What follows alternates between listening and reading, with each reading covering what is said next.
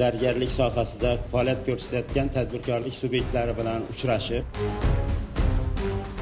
savol-javob tarzida o'tkazsak, chet eldan olib kelinadigan bo'lsa, 3 yil oldin olib kirgan o'sha bojxona deklaratsiya qog'ozini yo'qotib qo'ygan bo'lishi mumkin. 20 ga yaqin hujjatga o'zgartirishlar kiritilib, tayyor zargarlik buyumlarini eksport qiluvchi tadbirkorlar manfaatida ishtirok etyapman bu yerda. Savdo-sanoat dastlabki sharoit yaratib bergansizlar. Tovarni o'sha yerda o'zida import bojini to'lasin-da olib chiqib ketursin. Qulaylik yaratib beraylik. Importni tovar sotish kerak emas, chunki 20% olib keldik, yana NDS to'ladik. shundoq zargarlik sohasida hamma narsani ozod qilib qo'ydik. NDS yo'q sohada. Sizlar bizlarni talabimizni ham inobatga olib, o'z ehtiyoj uchun olib kelinganda bor, sotish maqsadida biz o'sha deklaratsiyalash kerak-da, qonun bilan belgilangan.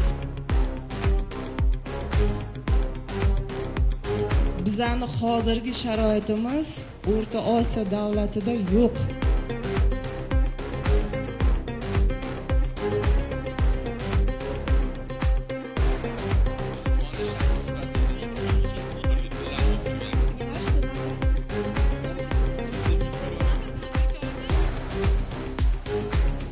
YTT'ga ham NDSga o'tish, ya'ni soliq tanlash ruxsat berilsa NDSga.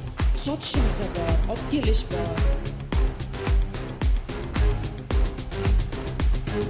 Ювелирные изделия подразделяются на два вида в нашем рынке. Данные ювелирные изделия должны соответствовать. Muammo ko'proq savdo sohasida shug'ullanayotganlarda kuzatiladi, menimcha. Avansli platoj, ya'ni oldindan to'lovga sotadi.